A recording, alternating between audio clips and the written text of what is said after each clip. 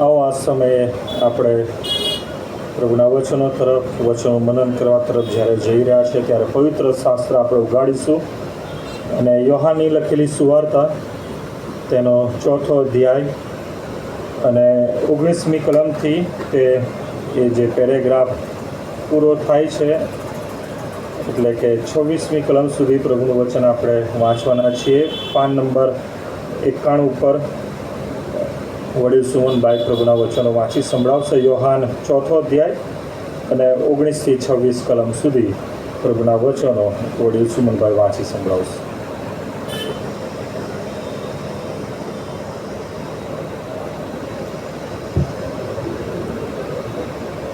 આવો પ્રભુના વચનો તરફ લક્ષ્ય આપીએ. યોહાનની સુવાર્તા તેનો 4થો અધ્યાય 19મી કલમથી તે 26મી કલમ સુધી પ્રભુના વચનો આ પ્રમાણે ત્યાં લખવામાં આવ્યા છે.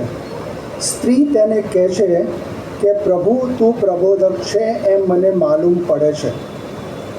અમારા પિતૃઓ આ પહાડ પર ભજન કરતા હતા, પણ તમે કહો છો કે જે જગાએ ભજન કરવું જોઈએ તે યરૂશાલેમમાં છે. ઈસુ તેને કહે છે કે બાઈ, મારું માન, એવી વેળા આવે છે કે જ્યારે તમે આ પહાડ પર અથવા યરૂશાલેમમાં પણ બાપનું ભજન નહીં કરશો. જેને તમે જાણતા નથી તેને તમે ભજો છો. અમે જેને જાણીએ છીએ તેને અમે ભજીએ છીએ, કેમ કે તારણ યહૂદીઓમાંથી છે. પણ એવી વેળા આવે છે અને હાલ આવી છે કે જ્યારે ખરા ભજનારા આત્માથી તથા સત્યતાથી બાપનું ભજન કરશે. કેમ કે એવા ભજનારાઓને બાપ ઈચ્છે છે. દેવ આત્મા છે અને જેઓ તેને ભજે છે તેઓએ આત્માથી તથા સત્યતાથી તેનું ભજન કરવું જોઈએ. સ્ત્રી તેને કહે છે કે મસીહ, જે ખ્રિસ્ત કહેવાય છે, તે આવે છે. એ હું જાણું છું. તે આવશે ત્યારે તે આપણને બધું કહી બતાવશે. ઈસુ તેને કહેશે કે તારી સાથે જે બોલે છે તે હું છું. પ્રભુ આ એના અજાયબ જેવા વચનોને આપણા સર્વના હકમાં પુષ્કળ આશીર્વાદિત કરો. આમીન.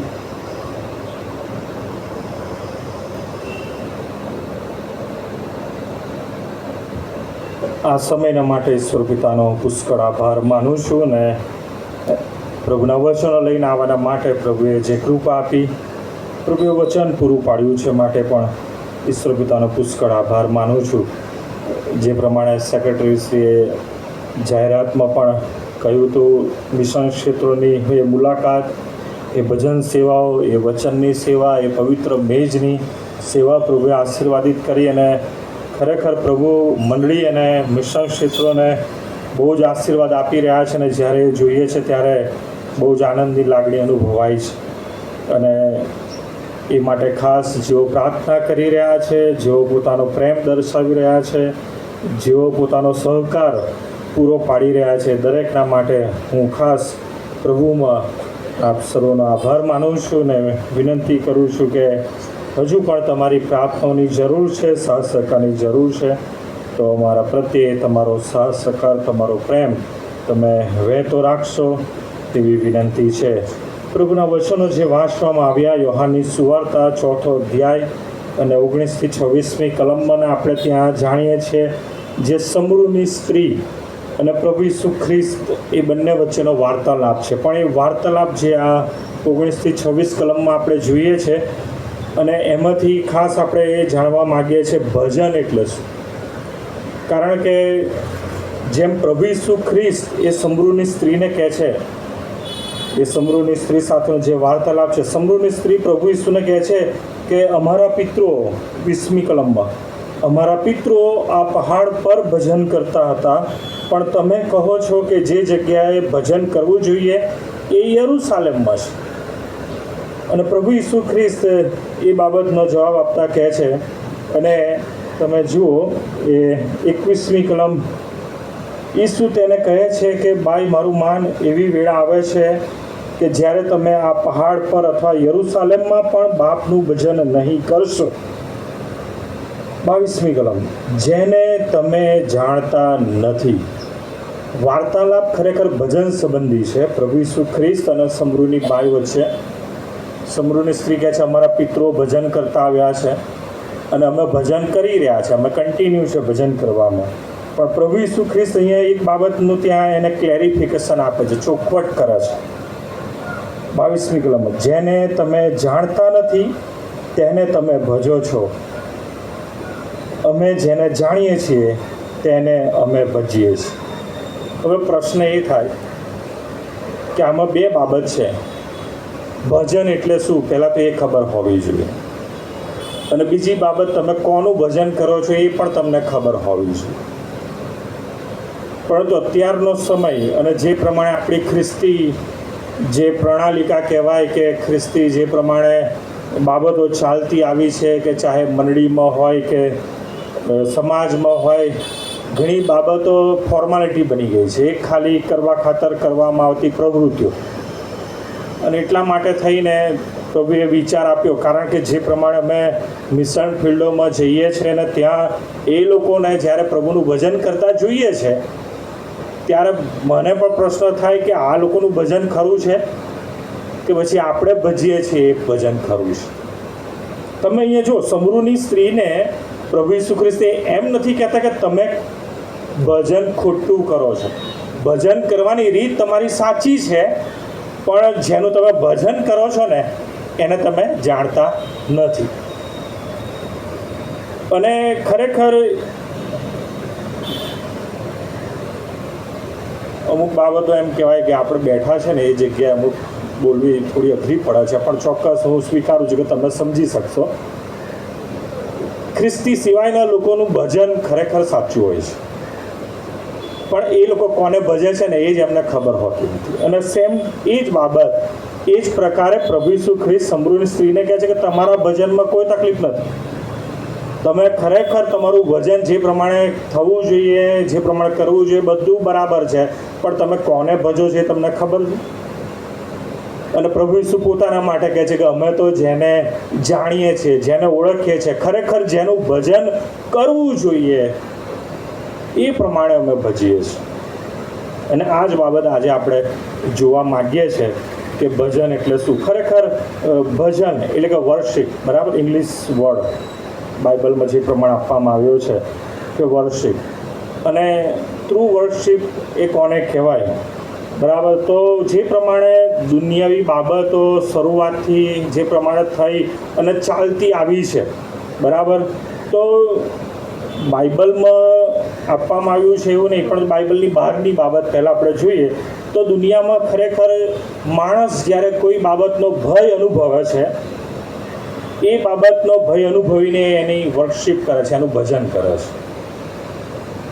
એ ચાહે કુદરતી બાબતો હોય, બરાબર. તમે પેલી હોલિવૂડની ફિલ્મોમાં એક પાત્ર જોયું હશે, થોર, બરાબર, એવા ઘણા બધા પાત્રો હશે. આ એક નામથી તમને ખ્યાલ આવશે, બરાબર. એટલે એ વિચાર કરો તમે કે એ જે બાબતો છે ને એ તો એશિયન્ટ કહેવાય, એટલે બહુ પુરાતન કાળના એ નામો છે. અને ત્યારથી એ માણસમાં ચાલતું આવ્યું છે કે એવી રીતના એ લોકો જે બાબતોને એમને ભય લાગે, બરાબર, તોફાન, ભયંકર વીજળી થાય, વાદળો, બરાબર, આપણે એક સાક્ષીમાં એ સાંભળવી ખરું, સખત વરસાદ અને એ પ્રમાણેની બાબતો, પણ એમાં પ્રભુ કૃપા આપે છે. અત્યારે તો આપણે ખરેખર ખરા દેવને ઓળખીએ છીએ એટલે સારી બાબત છે, પણ પ્રશ્ન એ થાય કે આપણું ભજન ખરું છે કે નહીં એ પણ આપણે ચકાસવું જોઈએ. એટલે આપણે આજે બે બાબતો જોવાના છે, ખરું ભજન કયું અને કઈ રીતના ખરા દેવનું ભજન કરવું.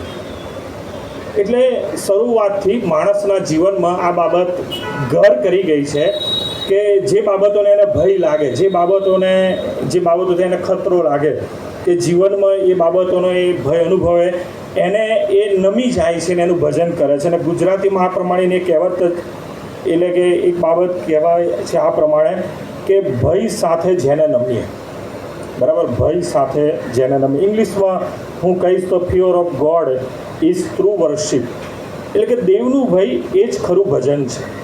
અને આ બાબત ચાલતી આવી છે શરૂઆતથી જ.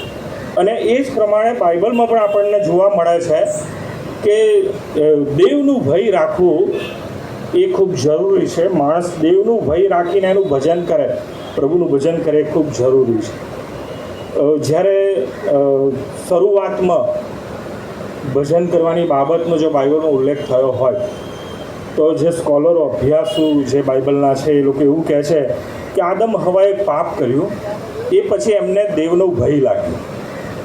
આપણે જોઈએ છે કે પાપ કર્યા પછી આદમ હવા સંતાઈ જાય છે અને દેવ આવે છે વાડીમાં, હાથ મારે છે કે આદમ તું ક્યાં છે, અને આદમ સંતાઈ ગયેલો હોય છે. એટલે એ દેવનું ભય ત્યારથી અનુભવાયું કે આપણે દેવની સામે કઈ રીતના જઈ શકીએ, આપણે દેવની હાજરીને કઈ રીતના આપણે સાંખી શકીએ. અને એ દેવનું ભય એ એમના માટે પછી એ ફિયર ઓફ ગોડ એ એમની વર્કશીપ બની જાય છે. અને હંમેશા જ્યારે દેવનું ભજન કરવાની બાબત આવે ત્યારે એ દેવની આગળ નમી જવું, સરેન્ડર થઈ જવું એટલે કે સમર્પિત થઈ જવું.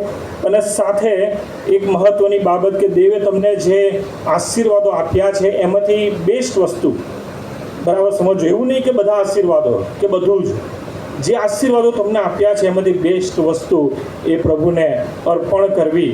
અને એ જ બાબત આદમ હવાના જીવનમાંથી જોઈને કાઈન અને હાબેલે પણ કરી. ત્યાં ભજન શબ્દ જ નથી આવ્યો. આ તો જસ્ટ આપણે ખાલી ભજન કરવાની બાબત ક્યાંથી આવી હશે એ સ્કોલરોના મતે આપણે વિચારીએ છીએ બાઇબલમાં. કાઈન અને હાબેલના જીવનમાં જોઈ શકીએ છીએ ઉત્પત્તિ પુસ્તક 4 અધ્યાય, અને ત્યાં આપણે જોઈએ છે કાઈન એ પોતાના એ મળેલા આશીર્વાદમાંથી કંઈક અર્પણ લાવે છે, એટલે કે ખેતરની ઉપજ લાવે છે. અને હાબેલ જે ઘેટા પાળક હોય છે એ પણ લાવે છે, પણ હાબેલ માટે એવું કહેવામાં આવે છે એ ઉત્તમ અને બેસ્ટ બાબતનું એ અર્પણ પ્રભુના માટે લાવે છે. અને ત્યાં આપણે જોઈએ છીએ કે હાબેલનું અર્પણ માન્ય થાય છે. એટલે બીજા શબ્દોમાં કે હાબેલ ખરેખર પ્રભુનું ભજન એ ખરી રીતના કરનાર વ્યક્તિ બની રહે છે, અને એટલા માટે એને એનો આશીર્વાદ મળે છે. તમે જુઓ ત્યાર પછી એ માણસ એ પાપમાં બહુ જ ભયંકર આગળ વધે છે. પૃથ્વી ઉપર પાપ પુષ્કળ વધી જાય છે. અને નૂહના સમયમાં આપણે જોઈએ છીએ કે દેવ એ પૃથ્વીનો નાશ કરવાની બાબત ત્યાં અમલમાં મૂકે છે, અને કેવળ નૂહ અને એનું કુટુંબ બચી જાય છે. અને નૂહ પણ જ્યારે વહાણમાંથી બહાર આવે છે એના કુટુંબ સાથે, તો એ પણ દેવનું ભજન કરે છે, એ અર્પણ કરે છે. જે જનાવરો હતા એમાંથી અર્પણ કરે છે. દેવને એની સુવાસ આવે છે, અને દેવ પોતે ત્યાં નિર્ણય કરે છે કે હવે પછી જળ પ્રળયથી સમગ્ર પૃથ્વીનો નાશ થશે નહીં, અને એની નિશાની આપે છે મેઘધનુષ. પણ સૌથી પ્રથમ જો ભજનની બાબતનો ઉલ્લેખ થયો હોય બાઇબલની અંદર તો એ છે ઉત્પત્તિનું પુસ્તક અને 22મો અધ્યાય. અને ત્યાં આપણે જોઈએ કે ઇબ્રાહિમ, જ્યારે દેવ એ ઇબ્રાહિમને આશીર્વાદ આપે છે, એટલે કે ઈસાક રૂપી એ બાળકનો આશીર્વાદ આપે છે. અને ત્યારે દેવ ઇબ્રાહિમને કહે છે કે તું તારા દીકરા ઈસાકને લે, જેના પર તું પ્રીતિ કરે છે, 22 બીજી કલમ, અને તેને લઈને મોરિયા દેશમાં ચાલ્યો જા, અને ત્યાં જે પર્વત હું તને બતાવું એમાંના એક પર તું તેનું દહન અર્પણ કર. પ્રભુ ઇબ્રાહિમને એક બાબત એ સોંપે છે કે તું આ પ્રમાણે તને મળેલા આશીર્વાદોને, તને મળેલા એ આશીર્વાદોમાંથી તું આ પ્રમાણે ભજન કર. અને શું થાય છે, બધી તૈયારી સાથે નીકળે છે. અને આ પ્રમાણે એ શબ્દ પ્રયોગ છે 5મી કલમમાં. અને ઇબ્રાહિમે પોતાના જુવાનોને કહ્યું કે તમે અહીં ગધેડા પાસે રહો, ને હું તથા છોકરો પણ જઈએ અને ભજન કરીને તમારી પાસે પાછા આવીશું. અને એ પ્રમાણે એ લોકો, એટલે કે ખાલી ઇબ્રાહિમ અને ઈસાક એ દેવનું ભજન કરવા માટે એ પર્વત ઉપર જાય છે. અને તમે જુઓ ત્યાં ઈસાકને પ્રશ્ન પણ થાય છે. કેમ કે જે દેવનું ભજન કરવાની જે રીત હતી એમાં ખૂબ જરૂરી હતું કે તમને મળેલા આશીર્વાદોમાંથી એ બેસ્ટ અર્પણ લઈને એ દેવનું ભજન કરવા એની પાસે જવું. અને માટે ત્યાં ઈસાક પ્રશ્ન પૂછે છે ઇબ્રાહિમને 6ઠી કલમમાં. અને ઇબ્રાહિમે દહાન્ય અર્પણના લાકડા પોતાના દીકરા ઈસાક પર મૂક્યા, અને તેણે પોતાના હાથમાં અગ્નિ તથા છરો લીધા, અને તેઓ બંને સાથે ગયા. અને ઈસાકે પોતાના બાપ ઇબ્રાહિમને કહ્યું, મારા બાપ. અને તેણે કહ્યું, મારા દીકરા, હું આવ્યો. અને તેણે તેને કહ્યું, જો અગ્નિ તથા લાકડા તો છે, પણ દહાન્ય અર્પણને સારું ઘેટું ક્યાં છે? અને ઇબ્રાહિમ એનો જવાબ આપે છે કે પ્રભુ પૂરું પાડશે. હા, ઈસાકને ખબર નહોતી કે જે આશીર્વાદ ઇબ્રાહિમને મળ્યો ઈસાક રૂપી હતો ને એનું અર્પણ કરવાનું છે. અને તમે જુઓ જ્યારે એ અર્પણની બાબત એ કરી રહ્યો છે અને ત્યારે પછી દૂત એને જ્યારે રોકે છે તો એ શબ્દ તમે જુઓ 12મી કલમમાં, એ જ અધ્યાય 22મો અધ્યાય 12મી કલમ. અને તેણે કહ્યું, તું તારો હાથ છોકરા પર ન નાખ ને તેને કંઈ ન કર, કેમ કે તે તારા દીકરાને, તારા એકને એક દીકરાને મારાથી પાછો રાખ્યો નથી. તેથી હું જાણું છું કે તું દેવથી બીહે છે. ફિયર ઓફ ગોડ, દેવનું ભય ભજનમાં ખૂબ જરૂરી છે. અને ઘણી વખત આપણે ભજન કરવામાં આ જ બાબતની ઉણપ રાખીએ છીએ. ઘણી વખત વ્યક્તિ રિટાયર્ડ થાય અને એનો એ રિટાયર્ડ થયાનો જે સમારંભ કે એક સેલિબ્રેશન થતું હોય છે, મેં એ પ્રમાણે બહુ સાંભળ્યું હોય છે ઘણાના મુખેથી કે ફલાણા ભાઈ બહુ રેગ્યુલર આવ્યા, સમયસર આવી જવું, કદી મોડા પડ્યા નથી અને દરેક બાબતમાં કામ કરવામાં એમ કહેવાય કે બહુ વ્યવસ્થિત, વિશ્વાસુ અને આવા બધા ઘણા બધા શબ્દ પ્રયોગ મેં સાંભળેલા છે કે કદી લેટ થયા નથી, ટાઈમ પહેલાં આવી જાય, એવું પણ ઘણી બાબતોમાં તો સાંભળેલું છે. અને પ્રભુનું ભજન કરવા માટે આવવાનું હોય તો ઘણાને તો હું સંદેશો શરૂ થતો એને પહેલાં જોઉં છું કે તમે ભક્તિ સભામાં આવતા હો છો. એટલું ચોક્કસ યાદ રાખજો કે જો તમે દુનિયાવી બાબતોનું ભય રાખીને તમે એ બાબતોને સરેન્ડર થાવ છો, પણ ખરેખર જીવતા દેવનું ભય જો તમે અનુભવતા નથી તો નથી તમે એનું ભજન કરતા, નથી તમે એ ખરા દેવની ઓળખમાં, કે પછી એ જે વર્કશીપ કહેવાય, દેવનું ભજન કહેવાય, એ બાબત તમે જાણતા જ નથી. કાં તમારું ભજન કરવાની રીત ખોટી છે, કાં તો તમે જેને ભજી રહ્યા છો એ દેવ ખોટો છે, કાં તો પછી તમે આ બેમાંથી કશું જ જાણતા નથી. કેમ કે બહુ જરૂરી ભાગ છે અને શરૂઆતથી આ પ્રમાણે છે. જોઈએ પછી, જોકે ઘણી બધી એવી બાબતો છે પણ સમયના અભાવે આપણે બહુ મુખ્ય બાબતો જોવા માંગીએ છીએ. તમે જો પ્રભુએ પછી ભજન કરવાની રીત આપી ઇસ્રાયેલ પ્રજાને, અને એમાંથી આપણે જોઈએ તો તમે મારી સાથે ખોલો નિર્ગમન 23 અને ત્યાંથી આપણે જોઈએ કે પ્રભુએ પછી બહુ એમ કહેવાય કે સ્પેસિફિક અત્યાર સુધી ઇબ્રાહિમ સુધી આપણે જોઈ ગયા કે એક પ્રભુનું ભય અનુભવીને જે પ્રમાણે માણસે દેવની એ જે સંગતનો અનુભવ કર્યો અને એમને લાગ્યું દેવે જે પ્રમાણે એમના મનમાં એ બાબતો આપી એ પ્રમાણે ભજન કરતા હતા. પણ હવે તો દેવ પોતે કહે છે કે ભજન તમારે કરવું છે તો કેવી રીતના કરવું. નિર્ગમન 23 અને 15મો નિર્ગમન 23મો અધ્યાય અને 15મી કલમ. કોઈ વાંચો જો કોઈને મળે તો ઝડપથી. નિર્ગમન 23 અને 15 આ પ્રમાણે છે.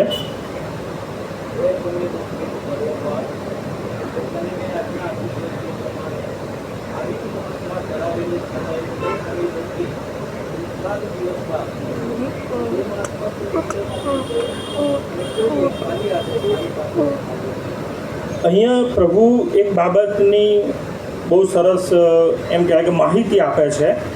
ત્યાં 14મી કલમમાં કહે છે કે વર્ષમાં તું મારે સારું 3 પર્વ પાળ અને 3 વખત તમારે સામેથી મારી પાસે આવવું.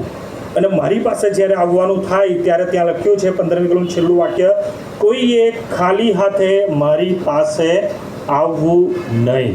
અને પછીની બાબતો છે 16મી કલમ એની માહિતી આપે છે કે કઈ બાબતો લઈને આવવું, કઈ રીતના એ વર્કશીપ કરવી. અને એ જ બાબત તમે જુઓ હજુ પણ પુણ્ય નિયમ 16 અને 16થી 17 કલમ, પુણ્ય નિયમ 16 અને 17 કલમ એ પણ તમે જુઓ. મૂસા પુણ્ય નિયમમાં પણ ફરીથી આ બાબત નવી પેઢીને જણાવે છે અને આ બાબતનું જ્ઞાન આપે છે. પુણ્ય નિયમ 16:16 વર્ષમાં 3 વાર તારા બધા પુરુષો જે સ્થળ યહોવા તારો દેવ પસંદ કરે ત્યાં તેની હજુરમાં રજૂ થાય. એટલે 2 ખમીર રોટલીના પર્વમાં તથા અઠવાડિયાના પર્વમાં તથા માંડવા પર્વમાં, અને તેઓ ખાલી હાથે યહોવાની હજુરમાં હાજર ન થાય. 17મી કલમ, પ્રત્યેક પુરુષ પોતાની શક્તિ મુજબ જે હાજર થવાની રીત છે ખાલી હાથે નહીં તો કઈ રીતના? 17મી કલમ, પ્રત્યેક પુરુષ પોતાની શક્તિ મુજબ, એટલે જે આશીર્વાદ યહોવા તારા દેવે તને દીધો છે તેના પ્રમાણમાં આપે. પ્રભુની પાસે આવવું, અને એ પણ અર્પણો લઈને. કેવું અર્પણ? બેસ્ટ અર્પણ લઈને. અને તમે જુઓ હવે પછી આ બાબતનો વિધિ આપી દેવામાં આવે છે. નિર્ગમન 33મો અધ્યાય, અને ત્યાં ભજન, ફરીથી વર્કશીપ કેવી રીતના કરવી એ ત્યાં એ બાબત જોવા મળે છે. નિર્ગમન 33 અને 7મી કલમ. હવે મૂસા મંડપ લઈને છાવણી બહાર છેટે તે તાણતો હતો. બરાબર સાંભળજો. હવે મૂસા મંડપ લઈને છાવણી બહાર છેટે તે તાણતો હતો, અને તેણે તેનું નામ મુલાકાત મંડપ પાડ્યું. અને એમ થયું કે યહોવાને શોધનાર, યહોવાનું ભજન કરનાર, યહોવા દેવની પાસે આવનાર કે યહોવા દેવનું ભજન કરનાર પ્રત્યેક માણસ નીકળીને છાવણી બહાર મુલાકાત મંડપમાં જતો. ફરીથી, યહોવાને શોધનાર પ્રત્યેક માણસ નીકળીને છાવણી બહાર મુલાકાત મંડપમાં જતો હતો. પોતાના એક ઘરમાંથી કે પોતાના તંબુમાંથી બહાર નીકળીને જે મુલાકાત મંડપ, એક એવું સ્થાન, એક અલાયદું સ્થાન કે પ્રભુની ભક્તિ કરવાનું, ભજન કરવાનું, પ્રભુને મહિમા આપવાનું સ્થાન, ત્યાં પ્રત્યેક વ્યક્તિ, પ્રત્યેક માણસ છાવણી બહાર મુલાકાત મંડપમાં જતો.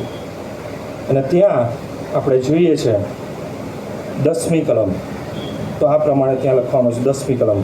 અને સર્વ લોકો મેઘસ્તંભને મંડપના દ્વાર પાસે ઊભો રહેલો દેખતા, અને સર્વ લોકો ઉઠીને પોતપોતાના તંબુના બારણા આગળ ભજન કરતા હતા. મુલાકાત મંડપમાં સ્પેસિફિક ભજન કરવા જવું, અને સાથે જ્યારે મૂસા મુલાકાત મંડપમાં જતો, મેઘ ઉતરી આવતો, એ જોઈને પણ લોકો પોતાના ઘરમાં પણ એ પ્રભુની એ હાજરી જે મુલાકાત મંડપમાંથી એને અનુભવતા, એ ભજન કરતા.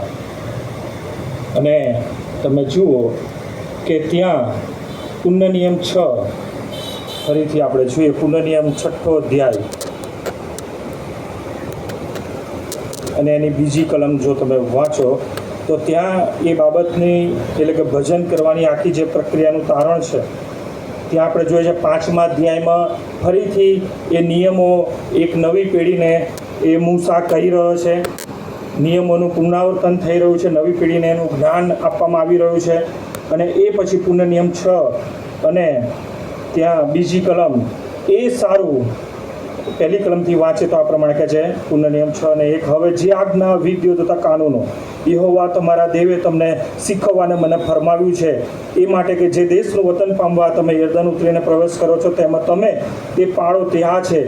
એ સારું કે તું તથા તારો દીકરો તથા તારા દીકરાનો દીકરો તારા આખા આયુષ્યભર યહોવા તારા દેવનો ડર રાખીને તેના સર્વ વિધિઓ તથા આજ્ઞાઓ જે હું તને ફરમાવું છું તે પાળો, અને તારી આવરદા લાંબી થાય એ માટે હે ઇસ્રાએલ સાંભળ ને કાળજી રાખીને તે પાળ.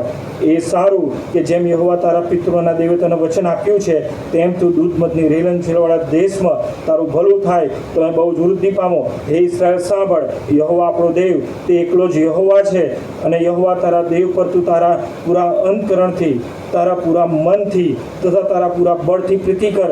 અને આ જે વચનો હું આજે તમને ફરમાવું છું તે તમારા અંતકરણમાં ઠસી રહે, અને તે તું ખંતથી તારા છોકરાને શીખવ. આ બધી બાબતોમાં એક વસ્તુ આવે છે, અને એ તો છે બીજી કલમ, 6ઠો અધ્યાય બીજી કલમ. અને ત્યાં લખવામાં આવ્યું છે એ પ્રમાણે કે યહોવા તારા દેવનો ડર રાખીને, યહોવા તારા દેવનો ડર રાખી, પ્રભુનું ભય રાખી, ફિયર ઓફ ગોડ. જો દેવનો ડર નહીં હોય તો આ બધું જ કરવું વ્યર્થ છે. તમે જુઓ નવા કરારમાં, જૂના કરારમાં હવે આવી બહુ બધી કલમો છે, પણ નવા કરારમાં પ્રભુ ઈસુ ખ્રિસ્તને પણ જો તમે એ શિક્ષણમાં જુઓ, ચાહે પહાડ પરનું શિક્ષણ, તો ત્યાં પણ દેવ આ જ પ્રમાણે કહે છે. જે શરૂઆત છે તમે જુઓ તો એ પહાડ પરના શિક્ષણની શરૂઆત છે 5મા અધ્યાયથી, માર્થીની સુવાર્તા 5મો અધ્યાય. પણ 6ઠ્ઠા અધ્યાયમાં જે ધર્મ કૃત્યો સંબંધી પ્રભુ ઈસુ ખ્રિસ્ત શિક્ષણ આપે છે તે તો આનાથી પણ વધારે એડવાન્સ. એ ભય તો તમારે તમારા જીવનમાં, મનમાં તમારે અનુભવવું રહ્યું. અને ત્યાં બહુ સ્પષ્ટ પ્રમાણે કહે છે, ગુપ્તમાં જોનાર તારો બાપ તને તેનો બદલો આપશે. એટલે એ ભય સહિત કે મને મારો દેવ જોઈ રહ્યો છે, એ મારી સાથે જ. અને તમે જુઓ તો ત્યાં પ્રભુ પછી પ્રાર્થનાનું પણ શિક્ષણ આપે છે. અને ચોક્કસ આ વચન પછી પ્રભુએ મને એ દોરવણી આપી છે કે ખરેખર પ્રાર્થના ઉપરના એ સંદેશા હવે પછી મારા આવશે. એ માર્થીની સુવાર્તા 6 અધ્યાય અને પ્રભુ ઈસુ ખ્રિસ્તે જે પ્રાર્થના શીખવી, કઈ રીતના આપણે ખરેખર પ્રાર્થના કરવી જોઈએ, અને એ ખરેખર આપણી એ ભજન કરવાની એક રીત બની રહે. કેમ કે ત્યાં શિષ્યોને એ જ પ્રમાણે કહે છે, તમારે કઈ રીતના પ્રાર્થના કરવી, બીજા અર્થમાં તમે દેવનું ભજન કઈ રીતના તમારે કરવું રહ્યું, એ આખી બાબત પ્રેક્ટિકલી પ્રભુ ઈસુ ખ્રિસ્ત એ શિક્ષણમાં બતાવે છે. અને જ્યારે પ્રભુ ઈસુ ખ્રિસ્તને એ પ્રશ્ન પૂછવામાં આવે છે કે અનંત જીવન કે સર્વકાળનું જીવન પ્રાપ્ત કરવા સારું શું કરવું જોઈએ, તો પ્રભુ ઈસુ ખ્રિસ્ત પણ આ જ બાબત કહે છે કે નિયમશાસ્ત્ર એટલે કે આજ્ઞાઓ પાળ. એટલે પ્રભુ ઈસુ ખ્રિસ્ત ત્યાં આ બાબતોને ઉપરથી વધારે ગંભીરતાથી લેવાને માટે આપણને જણાવે છે. ભય રાખવું, દેવનું ભય એ વિદ્યાનો આરંભ છે. ઘણી બધી વખત જુવાનો અને મોટાઓના મોઢે આ કલમ એ સાંભળી છે, દેવનું ભય વિદ્યાનો આરંભ છે. પણ દેવનું ભય એ ખરેખર તમારી ખરી ભક્તિ છે, એ વર્કશીપ છે, એ ખરું ભજન છે. અને પ્રભુની હાજરીને અનુભવતા. હવે આપણે આપણા શાસ્ત્ર ભાગમાં આવીએ તો ત્યાં તમે જુઓ યોહાનની સુવાર્તા 4 અધ્યાય. અને પ્રભુ ઈસુ ખ્રિસ્ત કહે છે કે ભાઈ તમે લોકો ભજો છો, તમારા ભજનમાં હું કોઈ ખામી કે કોઈ ખોટ નથી જોતો, તમારું ખરું ભજન છે. પણ ફરીથી આપણે એ કલમ જોઈએ, 22મી કલમ, યોહાન 4:22, જેને તમે જાણતા નથી તેને તમે ભજો છો, ખરા દેવની ઓળખ. અને ત્યાં પ્રભુ ઈસુ ખ્રિસ્ત એ બાબત જણાવે પણ છે, દેવ સંબંધી પણ જણાવે છે. શું કહે છે તો ત્યાં આગળ જોઈએ તો 24મી કલમ, દેવ આત્મા છે અને જેઓ તેને ભજે છે તો એ આત્માથી તથા સત્યતાથી તેનું ભજન કરવું જોઈએ. દેવ આત્મા છે અને જેઓ દેવને ભજે છે તેમણે સત્યતાથી તેનું ભજન કરવું જોઈએ. તમે જુઓ કે અહીંયા ક્યાંય બાઇબલમાં એવું નથી. ઘણી વખત એવું છે કે આપણે સ્તુતિ આરાધના કરવી એટલે કે વર્કશીપ કરવી, એટલે એને આપણે ગીતો ગાવાને આપણે વર્કશીપ માની લઈએ છીએ. પણ ખરેખર પ્રભુના ભજન કરવાની એ એક રીત છે. તમે ગીતો ગાઈને પ્રભુનું ભજન કરી શકો છો, તમે પ્રાર્થના કરીને, વચનો વાંચીને, હા ઘણી બધી બાબતોમાં ઊંધા પડીને પ્રભુનું ભજન કરી શકો, એટલે કે ઘૂંટણે પડીને, તમારું માથું નમાવીને, ગીતો ગાઈને, નાચી કૂદીને, વાજિંત્રો વગાડીને આ ભજન કરવાની એક રીત છે. પણ ઘણી વખત, અને ખાસ કરીને અત્યારના સમયમાં જે વર્કશીપ છે એને ખોટી રીતના સમજવામાં આવે છે કે ગીતો ગાવા, વાજિંત્રો વગાડીને એકદમ લીન થઈ જવું એ પ્રભુનું ભજન કહેવાય. પ્રભુનું ભજન કરવાની એક જ રીત છે કે તમે પ્રભુનું ભય અનુભવો, પ્રભુની હાજરીને અનુભવો. જેમ તમે જુઓ મારી સાથે ગીતશાસ્ત્ર 139 ખોલો, અને ત્યાં દાઉદ એ દેવના આત્માની હાજરીને એટલે કે દેવની હાજરીને અનુભવતા આ પ્રમાણે કહે છે 139:7, ત્યાં કહે છે, તારા આત્મા પાસેથી હું ક્યાં જાઉં. હવે જો દાઉદ ભક્ત, એટલે કે આ તો જૂના કરારની વાત થઈ, દાઉદ ભક્ત એ દેવના આત્માના અનુભવની બાબતો વર્ણવે છે. કેમ કે એને અનુભવ છે, એ દેવના ભયથી એ બાબત એ અનુભવે છે. કે છે તારા આત્મા પાસેથી હું ક્યાં જાઉં, તારી હાજરીમાંથી હું ક્યાં નાસી જાઉં. જો હું આકાશમાં ચડી જાઉં તો તું ત્યાં છે, જો હું સિઓલમાં મારી પથારી નાખું તો ત્યાં પણ તું છે, જો હું પરોઢિયાની પાંખ ખોલીને સમુદ્રને પેલે પાર જઈને વસું તો ત્યાં પણ તારો હાથ મને દોરશે અને તારો જમણો હાથ મને ઝાલી રાખશે. ટૂંકમાં દાઉદ ભક્ત કહે છે કે પ્રભુ તમારો આત્મા એ હંમેશા મારી સાથે છે. હું ઘરમાં હોઉં, ઘરની બહાર હોઉં, સમુદ્રને પેલે પાર જાઉં, આકાશમાં જાઉં, સિઓલમાં જાઉં એટલે કે પાતાળમાં જાઉં, પણ પ્રભુ તમારી હાજરીનો અનુભવ હંમેશા હું મારા જીવનમાં કરી રહ્યો છું. અને આ જ દેવનું ભય છે. ખરેખર બીજા ખ્રિસ્તી સિવાયના લોકો જે દેવનું ભય અનુભવે છે એ આ પ્રકારેનું નથી હોતું. એ લોકોનું ભય એવું હોય છે કે તમારા જીવનમાં તમે દેવને પ્રસન્ન કરો એ ખૂબ જરૂરી છે. એટલે કે ઉપવાસ કરીને કે બહુ દૂરના સ્થળે જઈને અને યેન કેન પ્રકારે બહુ મોટા અર્પણ આપીને સોના ચાંદી બહુ મોટી રકમ આપીને પણ એ લોકો જાણે દેવને પ્રસન્ન કરવા માટે થઈને કોશિશ કરે છે અને એ પ્રકારનું એ એક જાતનું ભય અનુભવે છે, ફિયર ઓફ ગોડ અનુભવે છે અને એ રીતના સેવા કરે છે. પણ બાઇબલમાં ક્યાંય એવું નથી. આપણા બાઇબલમાં દેવ સંબંધી જે કહેવામાં આવ્યું છે અને નવા કરારમાં યોહાનની સુવાર્તા 4થો અધ્યાય જ્યાં પ્રભુ ઈસુ ખ્રિસ્ત એ કહે છે કે દેવનું ભજન કેવી રીતના કરવું, તો દેવ તો આત્મા છે એટલે ભજનારાએ કેવું આત્માથી ને સત્યતાથી દેવનું ભજન કરવું. કોઈ સ્થળને મહત્વ આપવાની બાબત નથી, ક્યાંય પણ નથી. અને તમે જુઓ પ્રભુ ઈસુ ખ્રિસ્ત એ બાબતનો પહેલાં ખુલાસો આપે છે. એ સમૃદ્ધિની બાઈને કહે છે, એ જે પર્વત બતાડીને કહે છે, બરાબર હશે કોઈ એ જે શહેર હતું, બરાબર સૈખરનું શહેર, અને ઇઝરાયલ દેશની જે મુલાકાતે ગયા છે એમણે જોયું છે ઘણા બધા એવા નાના મોટા પહાડ તો બહુ છે ત્યાં. એટલે ત્યાં સૈખરની બહાર હશે કોઈ પર્વત, એના ઉપર એ લોકો ભજન કરવા જતા હશે ને એટલે એ શબ્દ પ્રયોગથી એ કહે છે કે આ પર્વત પર અમારા પિતૃઓ વર્ષોથી ભજન કરતા આવ્યા છે.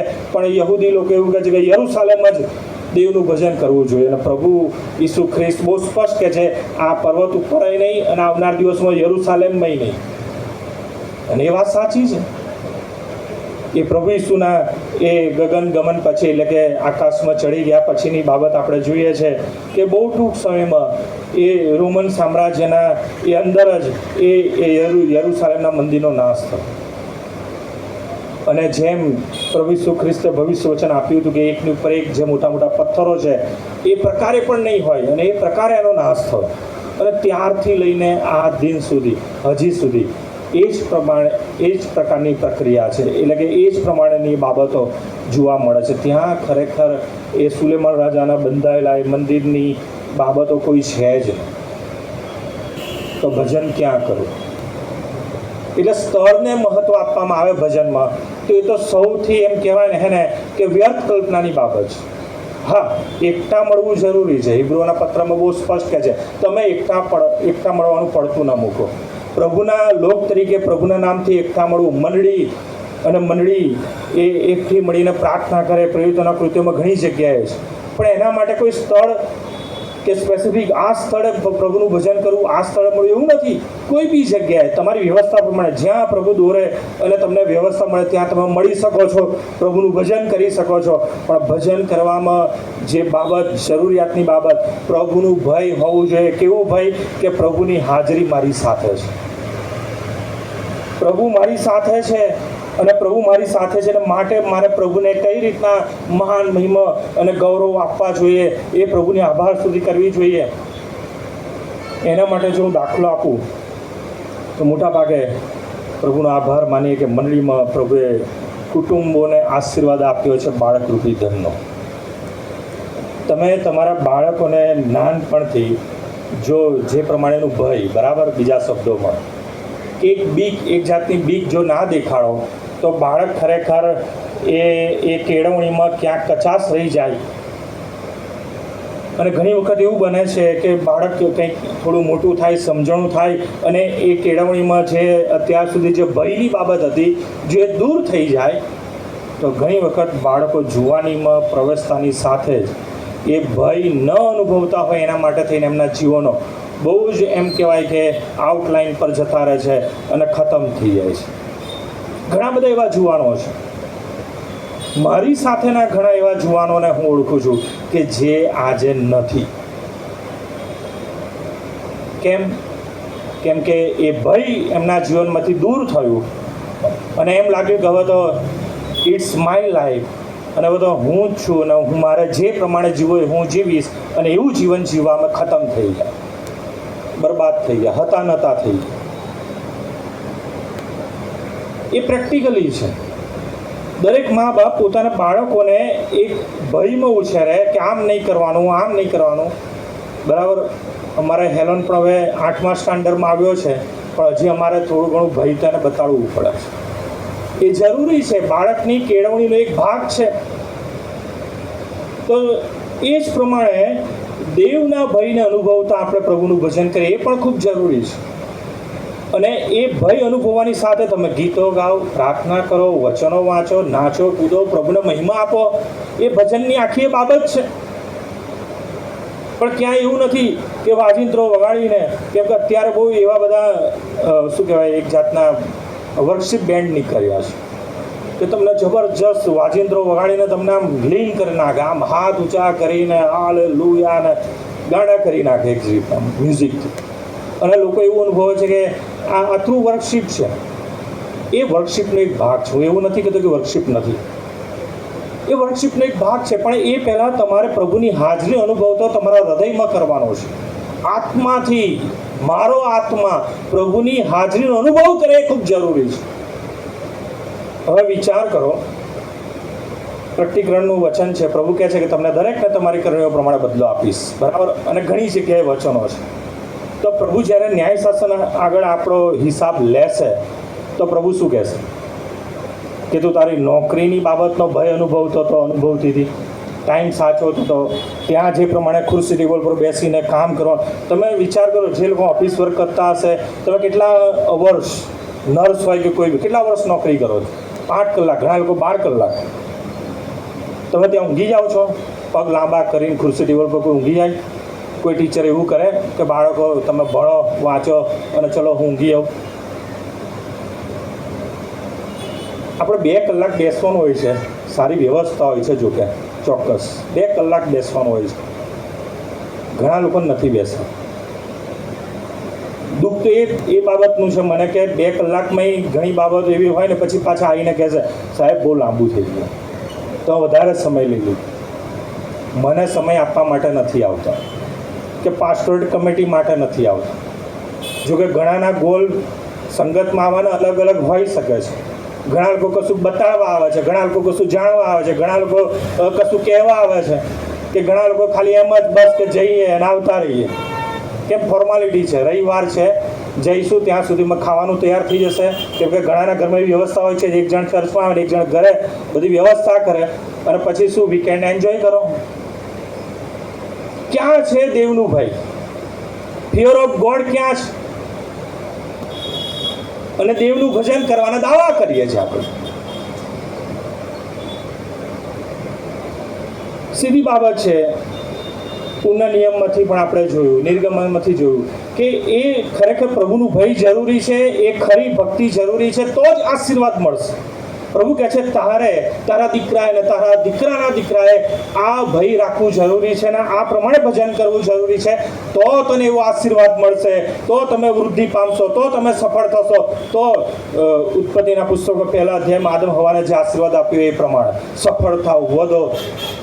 મને દુઃખ થાય છે કે દરેક ખ્રિસ્તી દેશમાં પ્રભુના લોકો આશીર્વાદિત છે, પણ ભારત દેશમાં ઘણા મા બાપો ફરિયાદ કરે છે અમારા બાળકો સફળ થતા નથી. એનું કારણ જ આ છે કે ક્યાંક તમારા ભજનમાં ખામી છે, કાં તો તમે જેને ભજી રહ્યા છો એને ઓળખતા નથી. અને એટલા માટે જીવનમાં આશીર્વાદ નથી, એટલા માટે કુટુંબોમાં આશીર્વાદ નથી, એ પેઢી દર પેઢીમાં જે આશીર્વાદ મળવી જોઈએ નથી. હા, ચોક્કસ પ્રભુના નામથી તમે ઓળખાવ છો. ગીત શાસ્ત્ર 127 કે તમે પ્રભુના નામથી ઓળખાવ છો, તો એના વાલાઓને ઊંઘતા છે તો પણ આપે છે. મેં આજ સુધી કોઈ ભિખારી નહીં ગળી જોયો નથી કે જે ખ્રિસ્તી વ્યક્તિ હોય ને માંગણી કરતો હોય કે મને આપો, રોટલી આપો, ખાવાનું આપો, મારે જરૂર છે. પ્રભુના નામથી ઓળખાવ છો તો પ્રભુ ઊંઘતા છે તો બી આપશે. પણ એ આશીર્વાદ નથી.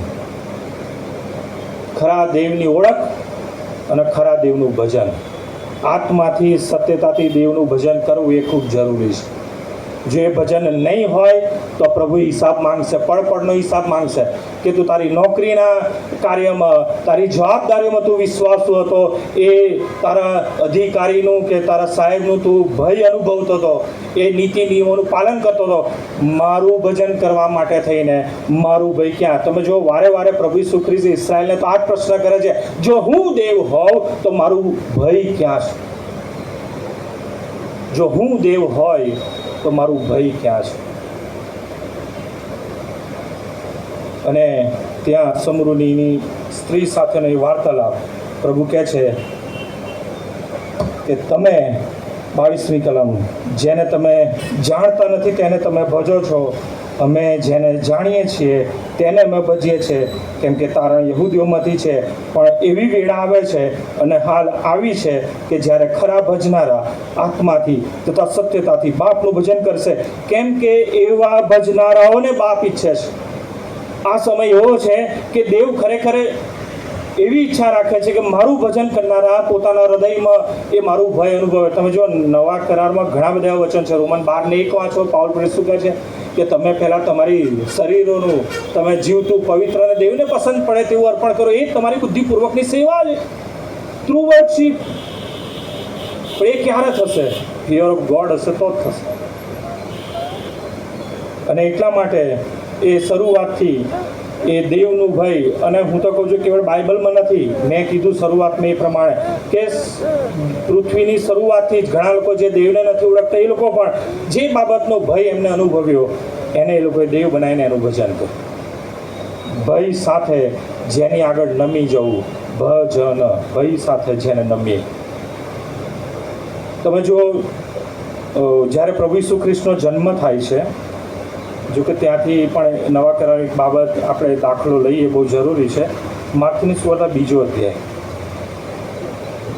માર્કની સુવાર્તા 2 અધ્યાય. અને જ્યારે પેલા 3 માગ્યો કે જે પૂર્વના રાજન હોય છે, બરાબર, અને એ લોકો પૂર્વ દિશાથી આવે છે અને એ લોકો એ હેરોદને પ્રશ્ન કરે. 2 કલમ, માર્કથી 2 અધ્યાય 2 કલમ.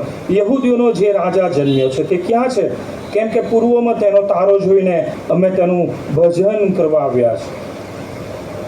પછી તમે જુઓ જ્યારે એ મળે છે ત્યારની બાબત તમે જુઓ તો એ માર્કની સુવાર્તા અને 11મી કલમ. અને ઘરમાં જઈને તેઓએ બાળકને તેની મા મરિયમની પાસે દીઠો ને પગે પડીને તેનું ભજન કર્યું. ભજન કરવા માટે છે ક્યાંથી આવ્યા? પૂર્વ દિશાથી આવ્યા. કેટલા દિવસોનો પ્રવાસ કરીને આવ્યા. કોનું ભજન કરવા માટે? ખબર હતી કે રાજાઓનો રાજા, પ્રભુનો પ્રભુ છે, મસીહા. એનું ભજન કરવા માટે છે પૂર્વ દિશાથી આવ્યું.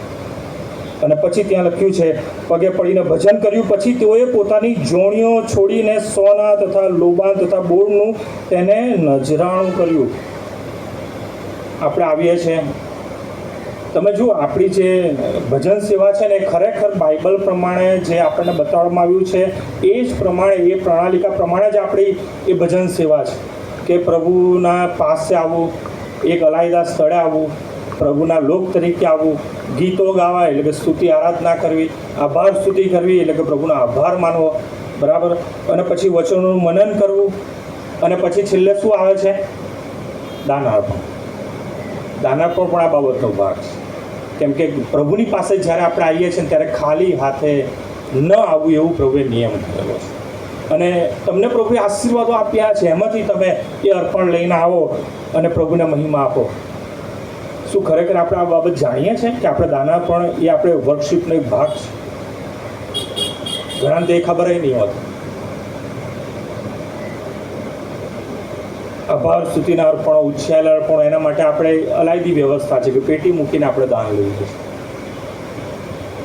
એટલે પ્રભુની પાસે આવવું. તમે જો જે પહાડ પરના શિક્ષણમાં જે માર્કની સુવાર્તા 7:7 પ્રભુ કહે છે માગો તો તમને મળશે, શોધો તો તમને જળશે, ઠોકો તો તમારે સારું ગણવામાં આવે છે આવશે. એ બાબત પ્રભુ જે વર્કશીપની બાબત છે, એ ધર્મકૃત્યની બાબત છે, સમજાવતા પછીથી પ્રભુ એ પ્રમાણે કહે છે માગવું. કોની પાસે માગવું? પ્રભુની પાસે માગવું.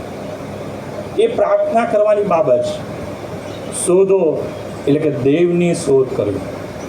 જ્યારે ખરેખર આપણે ભજન કરીએ છીએ, વર્શિપ, તે દેવની શોધ કરતાં આપણે કરીએ છીએ કે પ્રભુ તમારી હાજરી અમને મળી રહી છે, અમે તમને શોધી રહ્યા છે, તમારી હાજરી અનુભવ અમે પ્રાપ્ત કરી રહ્યા છે. અને ઠોકો એટલે એ બાબત પ્રભુ જણાવે છે કે જ્યારે તમે એ વર્કશીપ કરો છો, પ્રભુનું ભય રાખીને જ્યારે એનું ભજન કરો છો, તો એ આશીર્વાદોના દ્વાર તમે ઠોકી રહ્યા છો. અને ત્યાં પ્રભુ કહે છે કે જો માણસ તરીકે માણસની પાસે એમના બાળકો જે બાબતો માગે છે ને તમે આપો છો દુનિયાવી મા બાપ તરીકે, તો જે આકાશમાંના બાપની પાસે જો માગે છે, પ્રભુ કેટલું વિશેષ આપશે, કેટલું જબરજસ્ત આપશે. અને પ્રભુ પોતે ખાતરી આપે છે કે તમે મારું પારખું કરી જુઓ, કે જો હું તમને એટલો બધો આશીર્વાદ આપું છું કે તમારા ઘરમાં સમાવેશ કરવાની જગ્યા પણ નહીં રહે, એટલો બધો આશીર્વાદ હું તમને આપું છું કે નહીં. પરંતુ આપણે એ ચકાસવાની જરૂર છે કે ખરેખર આપણે દેવને ઓળખીએ છીએ, અને જો દેવને ઓળખીએ છીએ તો આપણી ભજન કરવાની બાબત શું ખરેખર પ્રભુ ઈચ્છે છે એ પ્રમાણેની છે.